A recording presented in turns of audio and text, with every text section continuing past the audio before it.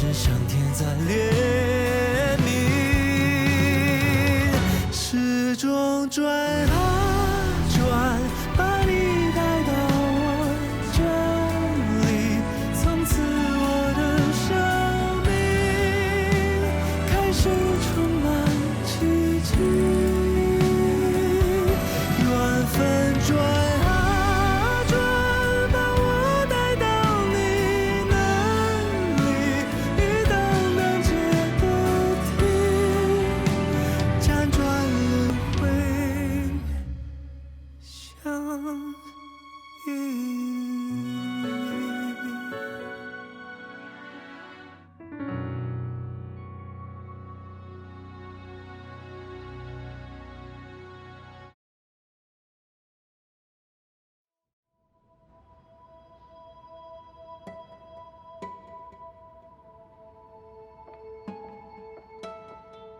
老板，这么晚还不回家呀？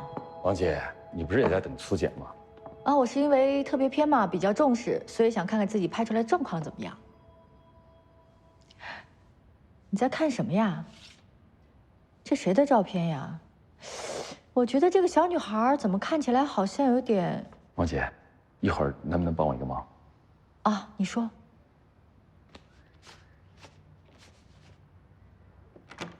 赶紧出去，赶紧出去！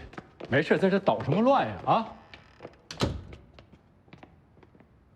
好，汪姐，哎，木岛把我轰出来了，打他！不敢。于再早，接下来的一周工作会非常的忙，计划做好了没有啊？名单里的非遗大师都请到了吗？艺术家又不是大白菜，很难请的好不好？好多人时间都合不上。对了，我给陶唐打个电话。陶教授他现在有事儿，这样你把你要请的人名单列给我，我来帮你请。可是没有可是，看不起我呀？走，列名单去。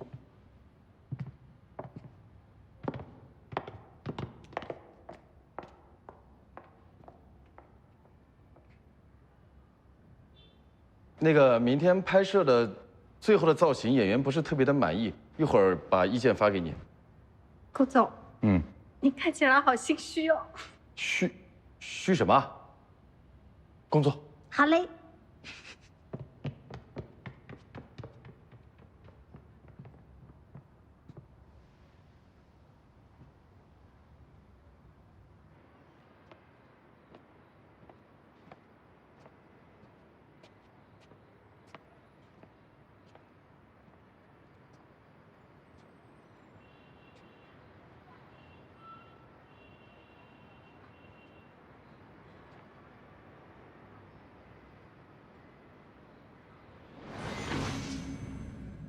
你们追查这些，到底想知道什么？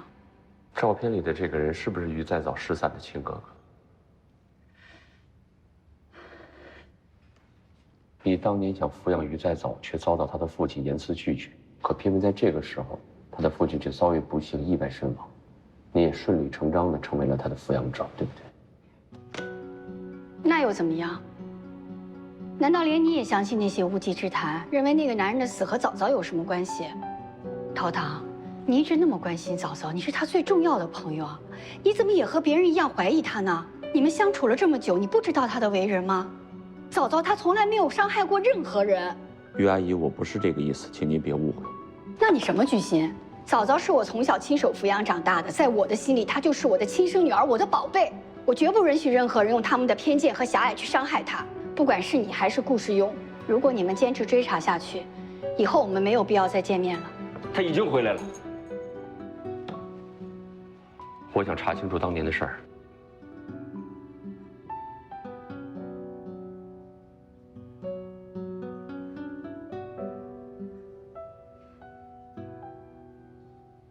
如果你想知道真相，那你去他曾经住过的地方，亲眼看看。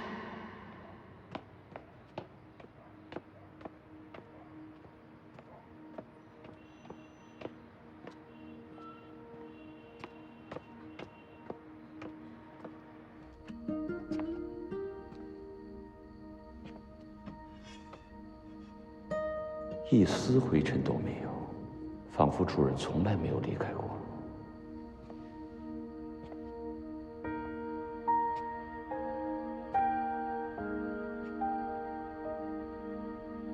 于再早，这些照片里隐藏着你的秘密吗？时隔多年，又是谁将你的一切保存得如此完好？好像一打开门，他就在等你走进来。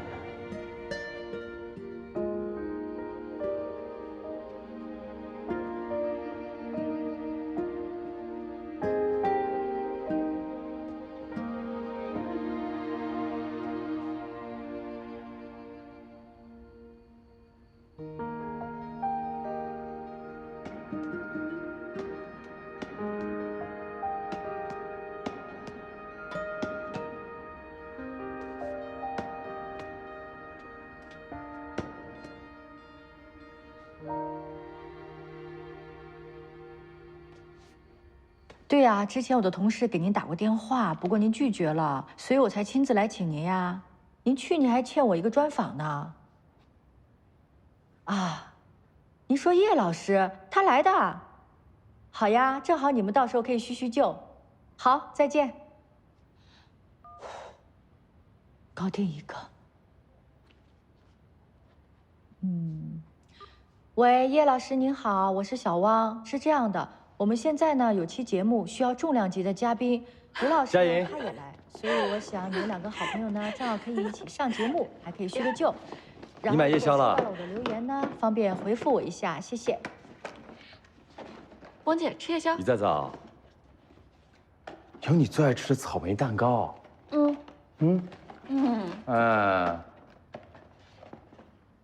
那有那么多别的味儿的，你能换一个吗？给你。如果您听到我留言的话呢，方便给我回复一下，谢谢。给我。金老师，金华鲜。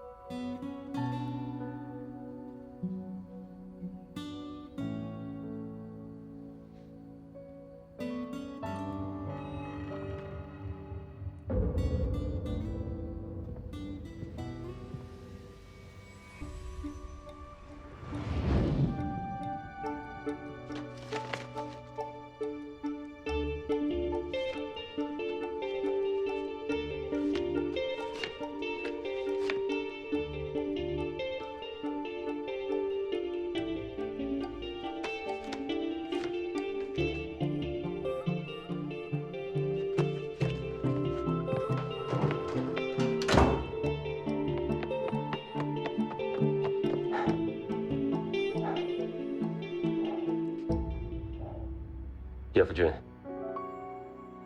我应该管你叫沈南星才对。你是于再早的亲哥哥，有医学博士学位，还是一名很杰出的外科医生。他在舞蹈学校，你第一次以心理医生的名义出现，后来是大学、电视台，甚至如今的网络公司，你一直在默默地注视着他。这次网络的负面新闻跟你有关吗？你到底要做什么？我不会伤害他。于阿姨告诉了我一件事儿。当时于再早坚持跟于阿姨一起生活，还和你们发生了激烈的争吵。你罕见的支持父亲，不愿让他离开家，他却一个人跑出家门。当时沈先生追着他跑出来。你去哪儿？你去哪儿？不准走！你去哪儿？不准走！你去哪儿？不准走！不要你把你松开！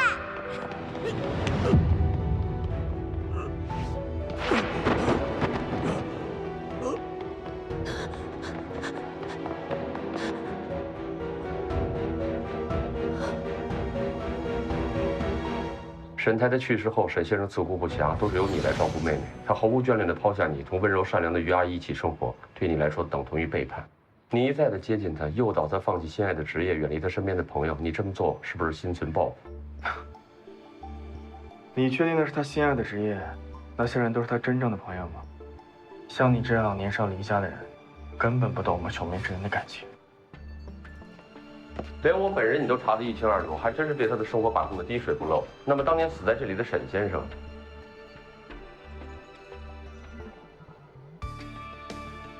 真的是因为摔下楼梯脑淤血发作身亡的吗？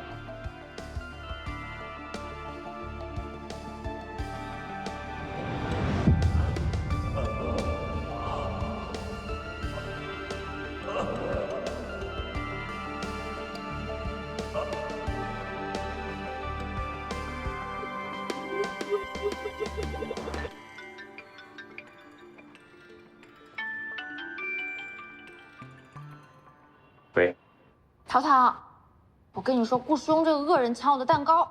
哎呀，行了行了，还你，小气鬼！早说嘛！好，我马上回来。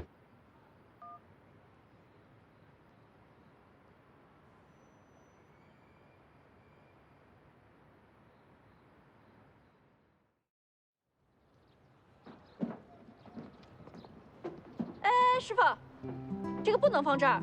这挡道了，推开，这往里挪一下。来，赶紧搬走。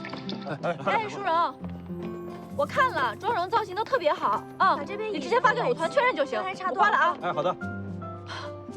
哎，师傅，一边15个都对齐了。哎，好的。哎，小李师傅，哎，这 LED 一会儿升起来给我看一下。好，现在升。有你在这盯一下。好。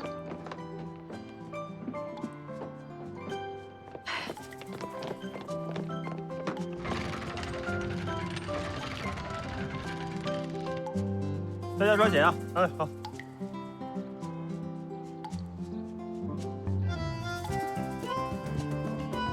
鱼在早，你在干嘛呢？发呆呢？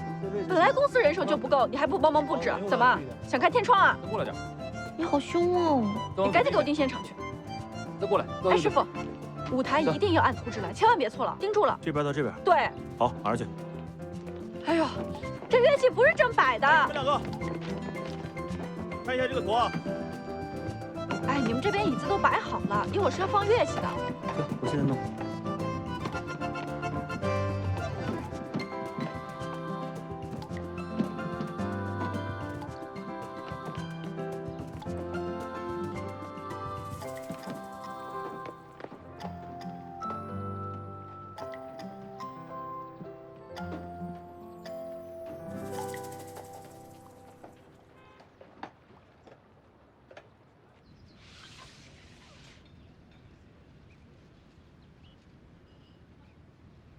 这是什么？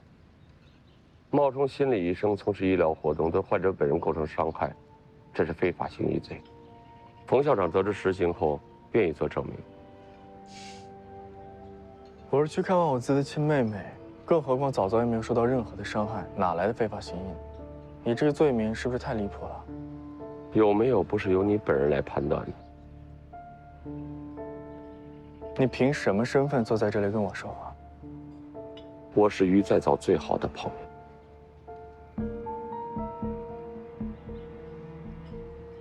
他可能这一生都无法懂得爱情和友情的真正意义，就算是这样也没关系吗？我从前也是这么认为，但是突然有一天，我发现他变了。现在的他，比这个世界上的很多人都更懂得珍惜情感，保护每一个人。那些曾经在他眼中毫无价值的人，如今都成为他的最好的朋友和伙伴。他也不再将成功视为他唯一的目标。为了那些人，他学会了忍耐和退让。而你，也不要再妄想把他拖入过去的泥潭。过去的本该留给过去。如果我的警告不能让你清醒，那么下一回这个文件袋里的资料有可能会寄给你的上司、朋友，甚至媒体，还望你懂得适可而止。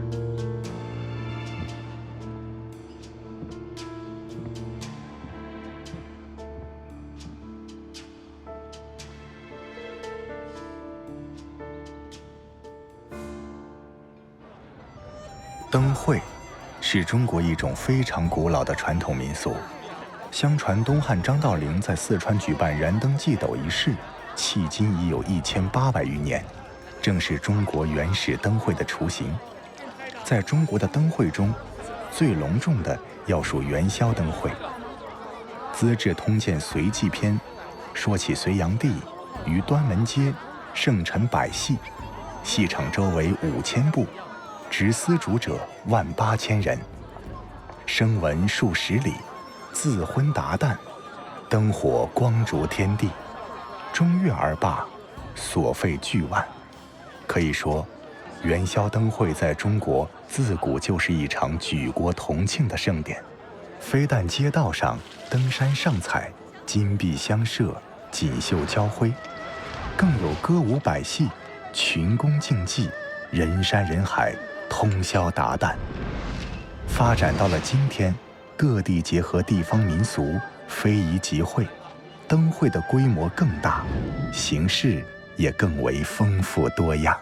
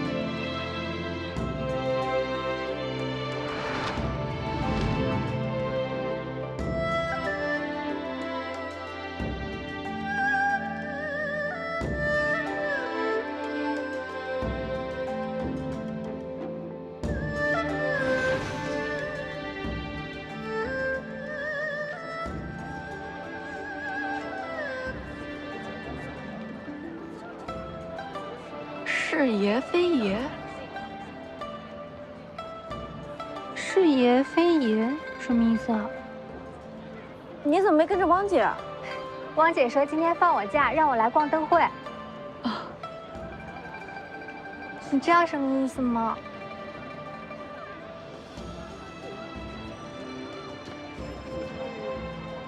哎，佳莹，这个什么意思啊？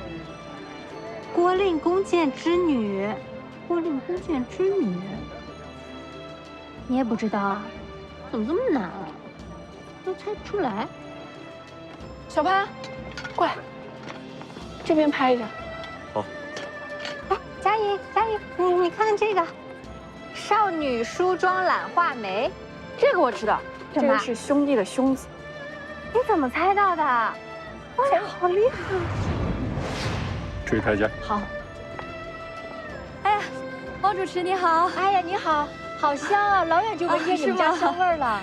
这是什么呀？啊，这个叫油豚锦窖，它是一道传统的菜，也是江苏的时令小吃。它个头比较小，经过油炸之后呢，就叫油豚锦窖，而且也叫锦窖馒头。锦窖馒头，对，也是平时逢年过节的时候大家互相馈赠的礼品。您可以试一下，刚出锅的。好。哎呀，好烫点。嗯。哎，谁有水？哦，我有。来，水。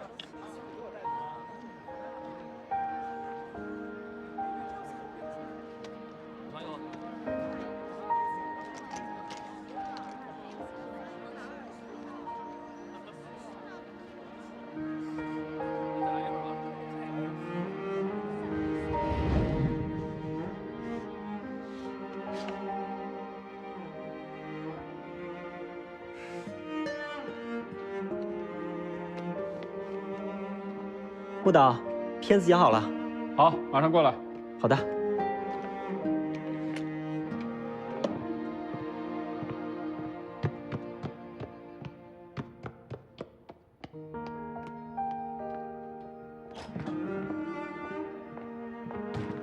别提了，小朱啊，丢三落四的，把我明天要拍的脚本给弄丢了。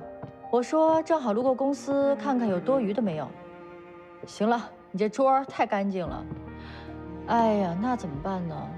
姐，要不你去导演那桌看看？哦，好，那先这样啊，拜拜。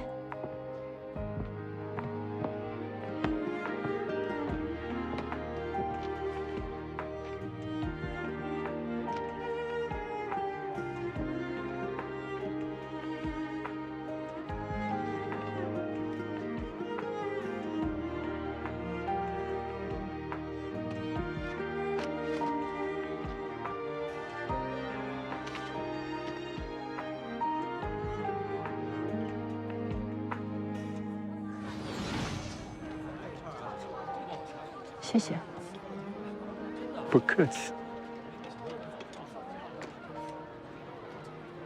等这节目拍完了，赏个脸，请你吃饭。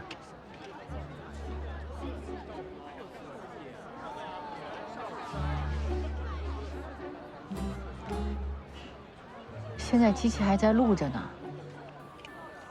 反正解决权在我这儿，掐了不就完了吗？行还是不行？那我得好好考虑一下。我还不一定去呢。你看。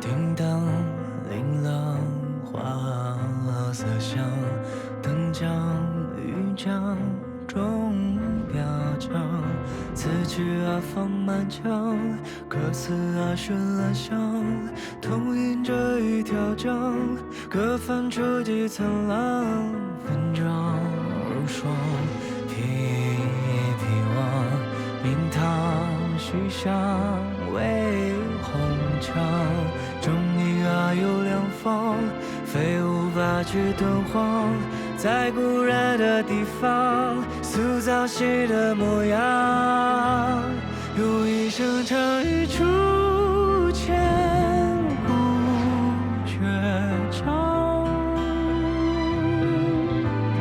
让专注浇灭这本是寂寥，回头看斑驳的历史长廊，是我们心中的热血流淌。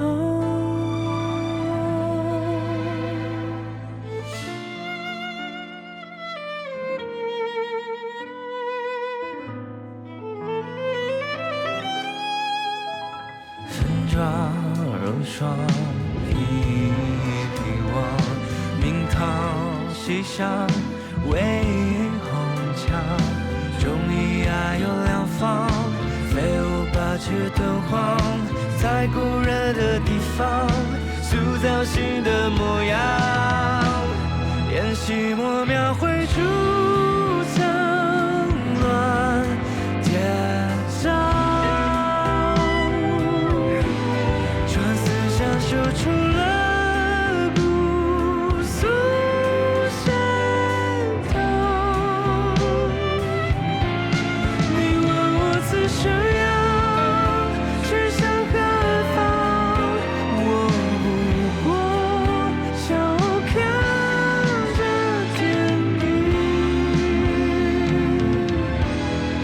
苍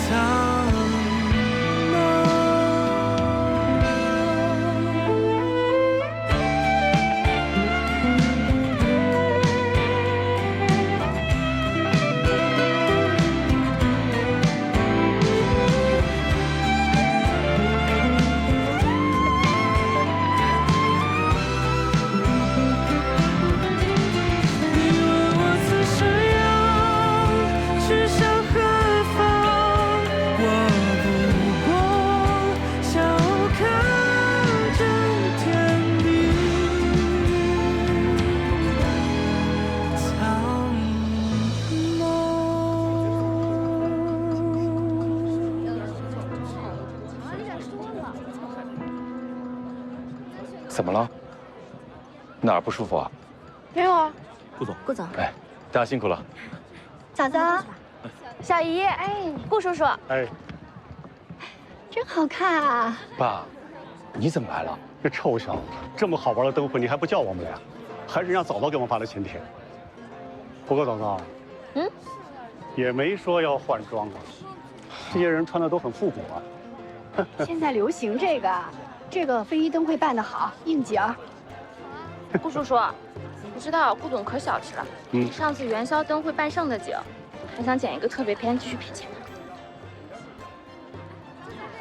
你别胡说了。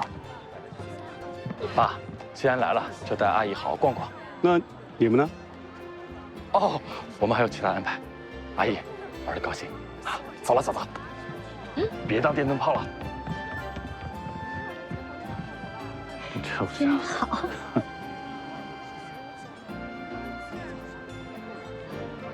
良辰美景，可不陪在下一游。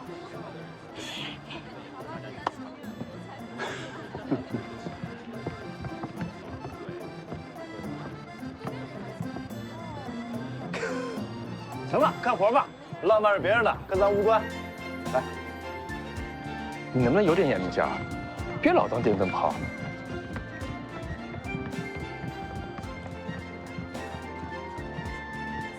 呀！顾总，我买个糖画，你先去找木导吧。去吧，去吧，去吧。师傅。哎。 您这只能做这些图案吗？什么都能做。那我要个小猪佩奇。OK。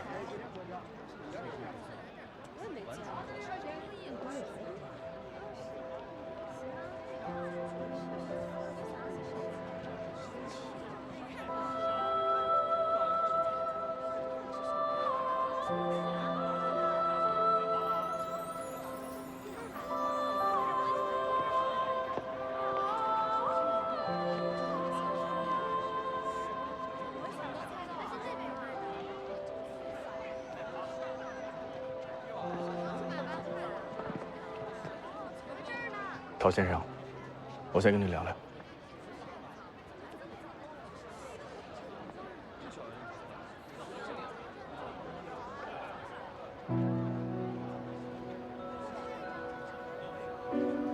父亲摔下楼的那天，一滴酒都没有喝。事实上，他早就戒掉了酒瘾。他想重新振作起来，带着我们兄妹俩好好的生活下去。可惜啊，上天没有给他这个机会。 那天，我追他出门。你去哪儿？不能走！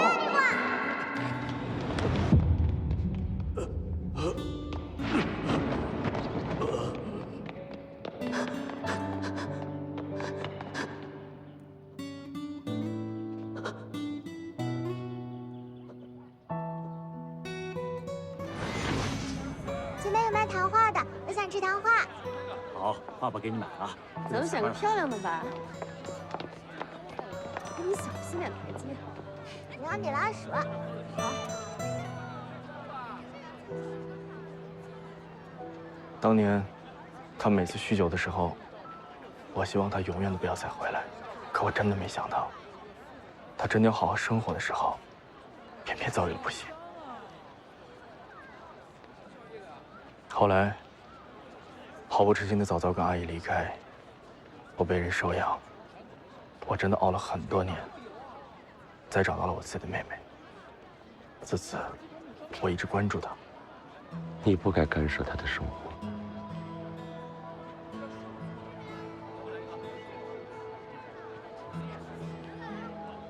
母亲过世之前跟我们说，以后她不在我们的身边了。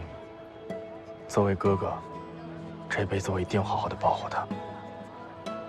我认为，同人群保持适当的距离，远离那些可能会伤害她的人，这才是保护她的最好的方式。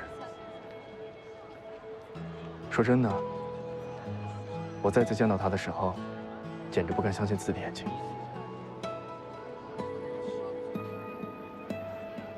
那个谢回，我揍的。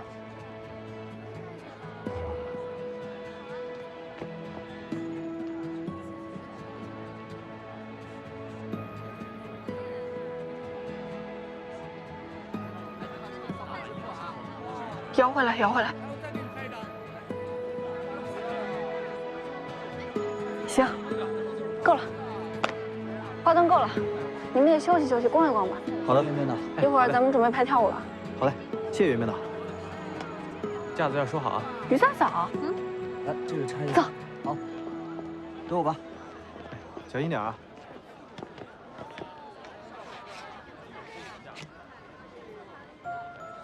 谢谢。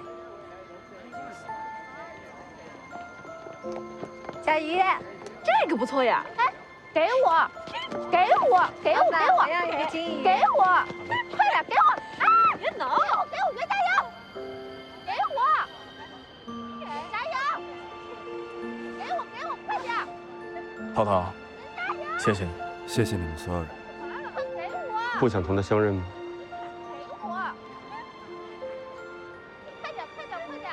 抢不到吧？快点！哎呀！给我！你看吧，你要不抢他能睡吗？你要不追我不也不会睡吗？你看你那头发跟没套风一样，那不是被你追的。好啦，老爸。好的。呀，怎么碎了？小雨，我的给你吧。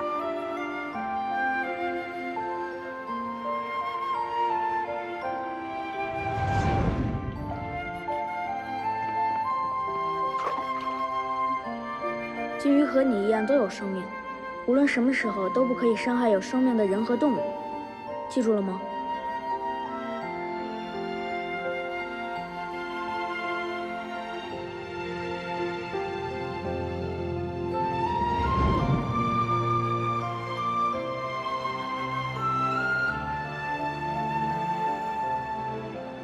他们说的都不对，早早和大家都是一样的，等你长大了，会是一个正直善良的好人的，哥哥相信你。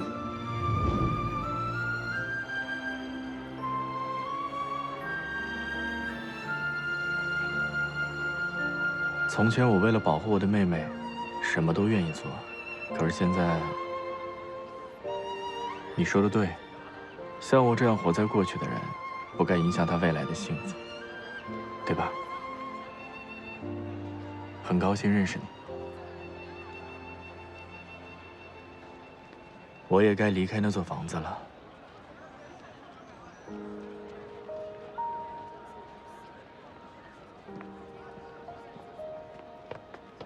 季先生，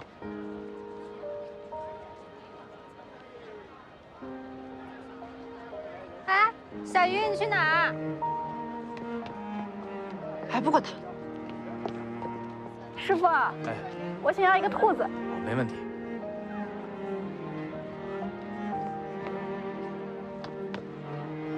陶唐，你在这儿啊？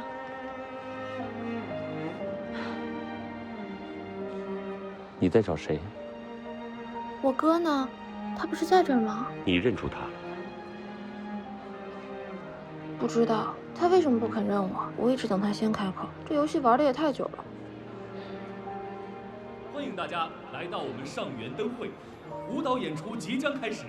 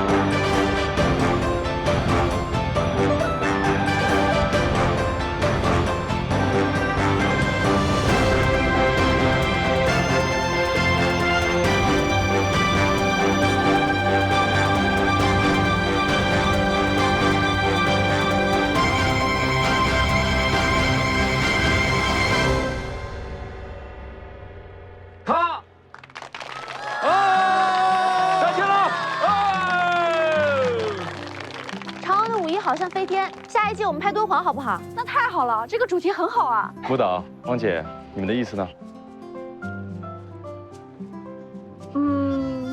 一起去。那就要看我的心情喽。西宁在哪里，我就在哪里。好，下一季我们就拍敦煌。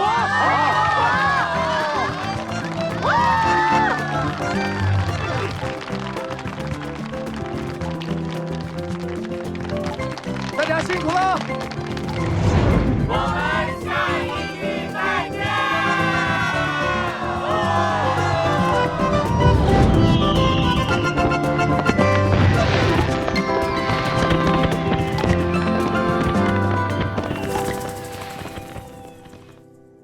和我们一起守望传承。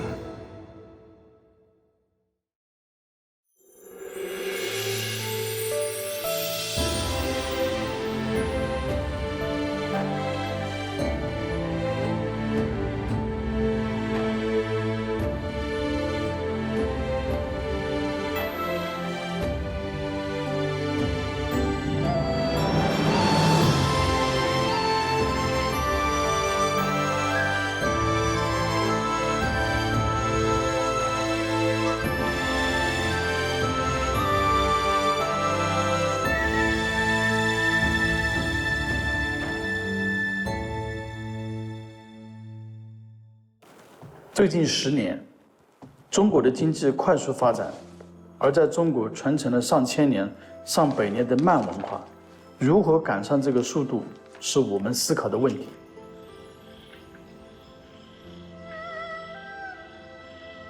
一方面要发掘和保护，让更多人参与的同时，也要最大可能的减少影响，在发展经济为人所用的同时，实现根续传承、创新发展，这是一个难点。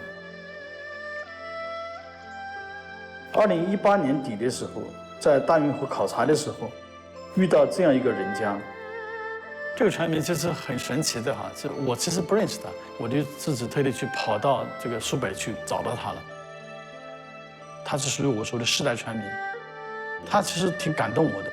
对于我们来说哈，就船民是一群熟悉的陌生人。你可以看到他们来来往往，但是不是很了解他。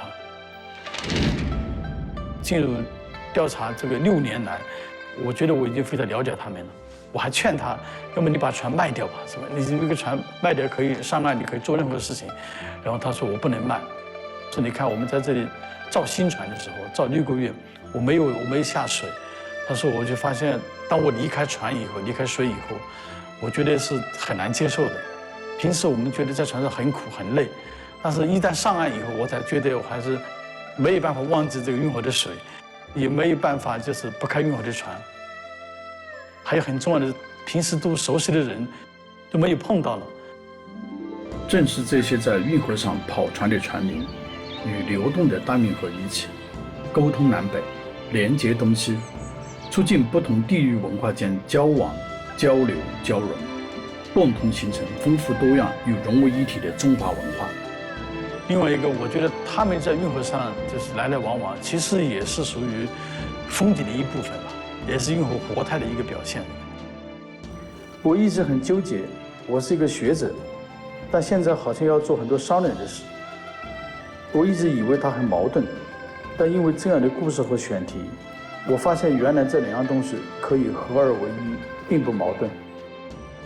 文化传承到后来还是因为它能够被用到，我们不是把它做成木乃伊，把它陈列出来，让大家去虚细、去叹息，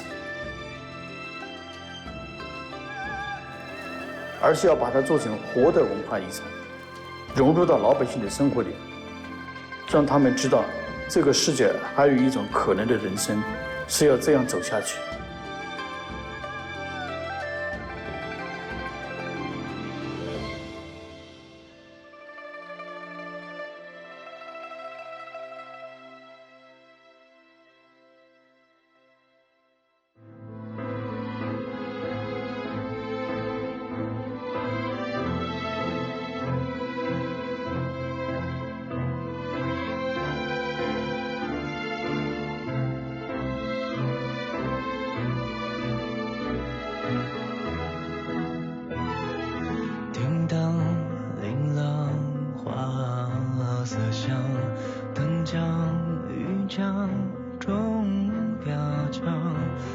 曲啊放满腔，歌词啊绚烂香，同饮着一条江，各泛出几层浪，分妆如霜，披一披望，明堂徐香为红墙，钟鸣啊有两方，飞舞八曲敦煌，在古人的地方塑造戏的模样，有一声唱一出千古绝唱，让专注浇灭这